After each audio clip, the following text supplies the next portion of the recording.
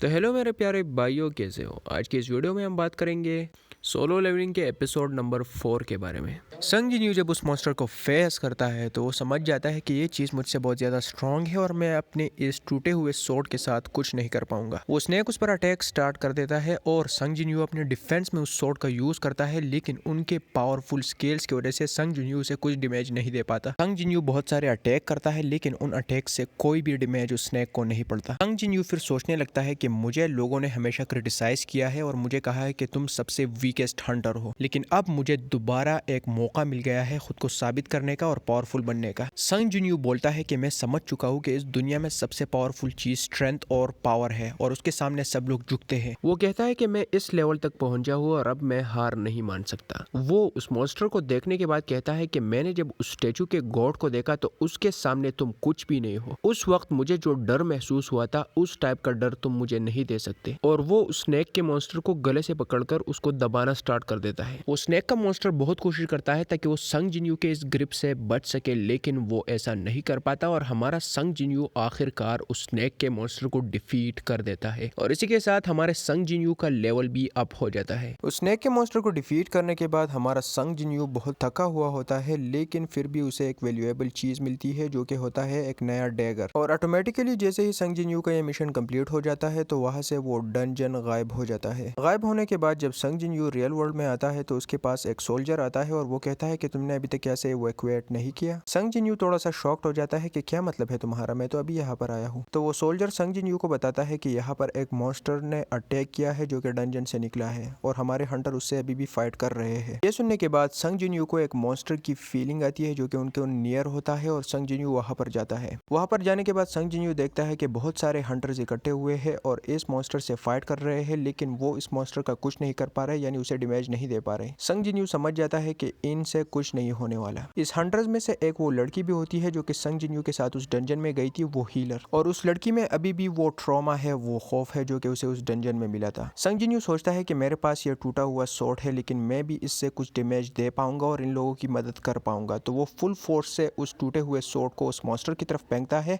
और एक ही स्ट्राइक से वो उस मॉन्स्टर का हेड तोड़ देता है। यानी संग जिन्यू एट दिस पॉइंट बहुत ही ज्यादा स्ट्रांग हो गया है। वहां पर जो भी हंटर्स होते हैं उसमें जो हाई रैंक वाले हंटर होते हैं वो शॉक्ड रह जाते हैं, क्योंकि उनको पता होता है कि इस मॉन्स्टर को हमने डिफीट नहीं किया। उसमें से एक हायर रैंक हंटर एक सोल्जर के पास आता है और उससे पूछता है कि क्या यहाँ पर कोई दूसरा हंटर तो नहीं था। तो सोल्जर बताता है यहाँ पर था, लेकिन संग जिन्यू वहां से ऑलरेडी गायब हो चुका होता है। संग जिन्यू फिर अपने हॉस्पिटल दोबारा जाता है और अपने डेली ट्रेनिंग और क्वेस्ट कंप्लीट करता रहता है, लेकिन इस डेली ट्रेनिंग और क्वेस्ट से उसकी बॉडी भी बढ़ती रहती है और वो मस्कुलर बन गया है। हमारा संग जिन्यू इतना ज्यादा हैंडसम हो गया था कि उस हॉस्पिटल में से एक डॉक्टर ने उससे उसका नंबर भी मांगा। घर जाने के बाद संग जिन्यू अपनी बहन से मिलता है और सुबह का टाइम होता है, उसकी बहन स्कूल जा रही होती है। संग जिन्यू उसे उसका अम्ब्रेला देता है और कहता है कि अपना ख्याल रखो और उसे रुखसत करता है। संग जिन्यू फिर अपने बारे में सोचने लगता है कि मैं ये क्वेस्ट कंप्लीट करके आगे क्या करूं और लेवल अप होने पर मैं क्या क्या आइटम्स चूज करूं। वो कहता है कि मुझे किस चीज पर ज्यादा फोकस करना चाहिए, क्या मुझे अपने स्ट्रेंथ पर फोकस करना चाहिए, लेकिन मुझे एजिलिटी भी चाहिए और अपने ब्रेन को भी पावरफुल बनाना है ताकि मैं अच्छे तरीके से चीजों को समझूं और सोच सकूं। थोड़ी देर बाद संग जिन्यू को उसके घर के रेंट वाले कॉल करते हैं कि आप हमें रेंट कब दोगे। तो संग जिन्यू बोलता है कि मैं आज ही दे देता हूँ। संग जिन्यू फिर सोचता है कि अगर मैं हायर रैंक हंटर होता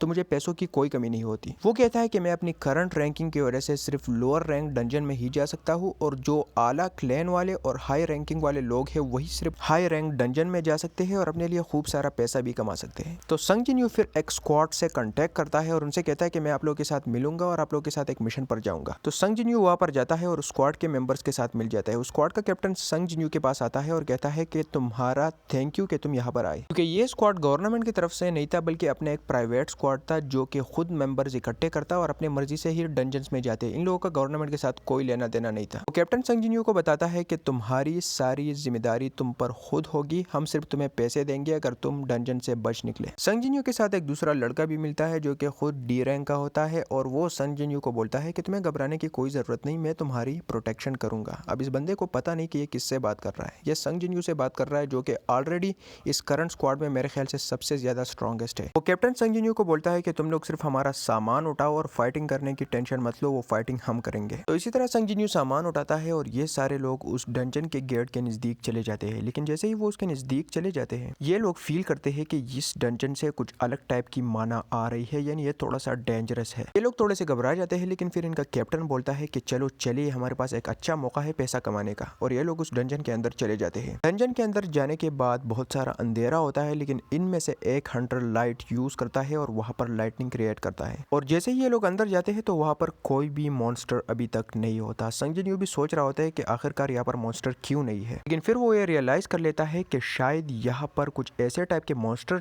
रहते हैं जो कि डार्क में भी सर्वाइव कर सकते हो, और जैसे ही वो लोग लाइट देखेंगे तो वो लोग जरूर हम पर अटैक करेंगे। तो थोड़ी देर बाद संग जिन्यू को ये सेंस हो जाता है कि हम पर कुछ मॉन्स्टर अटैक करने वाले हैं। संग जिन्यू उन मॉन्स्टर की प्रेजेंस को सेंस करने के बाद सारे हंटर्स को इन्फॉर्म करता है कि वो मॉन्स्टर हम पर ऊपर से अटैक करने वाले हैं, और वो वैसे ही करते हैं। सारे मॉन्स्टर ऊपर से अटैक करते हैं और ये मॉन्स्टर्स एंड होते हैं, और वो हंटर्स और ये एंड फाइट करना स्टार्ट कर देते हैं। संग जिन्यू इनके फाइटिंग टेक्निक्स को ऑब्जर्व कर रहा होता है और वो समझ जाता है कि ये लोग काफी अच्छा लड़ रहे हैं। इन लोगों का कैप्टन बहुत अच्छा फाइटर है और शायद मेरे ख्याल से इनके इसी अच्छे फाइटिंग की वजह से इन लोगों को कभी हीलर की जरूरत नहीं पड़ी। थोड़ी देर बाद उस स्क्वाड के मेंबर्स वहां पर मौजूद सारे एंड्स को मार देते हैं, लेकिन बाद में जाकर उनके हाथों एक एंट लगता है, जिसको ऑब्जर्व करने के बाद वो स्क्वाड मेंबर अपने कैप्टन को बोलता है कि ये एंट्स ऑलरेडी डैमेज थे जब हम इन लोगों के साथ फाइट कर रहे थे। तो स्क्वाड का कैप्टन ये रियलाइज कर देता है कि शायद इन एंट्स के अलावा यहाँ पर कुछ और मॉन्स्टर्स भी है, और वो स्क्वाड कैप्टन खुश हो जाता है क्योंकि वो समझता है कि ये हमारे लिए पैसा बनाने का एक बहुत बड़ा मौका बन गया है। संग जिन्यू कुछ फ्रस्ट्रेटेड फील करता है और उसके साथ जो डी रैंक का हंटर होता है वो उससे बोलता है कि होशियार और एक्टिव रहो, क्योंकि यहाँ पर मुझे एक अच्छी फीलिंग नहीं आ रही। ये डंजन कुछ ज्यादा ही बड़ा होता है और ये हंटर्स काफी टाइम के लिए वहां पर वॉक कर रहे होते हैं और इनके सामने अभी तक कुछ नहीं आया होता। संग जिन्यू को कुछ ज्यादा मेहनत नहीं करनी पड़ती क्योंकि उसको सिर्फ यही बैग उठाना पड़ रहा है, और वो कहता है कि अगर इसके बाद मुझे पैसे मिल रहे हैं तो ये बहुत अच्छी बात है क्योंकि मुझे फाइट किए बगैर पैसे मिल गए। लेकिन फिर भी उसे अंदर ही अंदर कुछ अच्छी सी फीलिंग नहीं आ रही थी और वो समझ रहा था कि शायद कुछ बुरा होने वाला है। इन स्क्वाड के सामने जो भी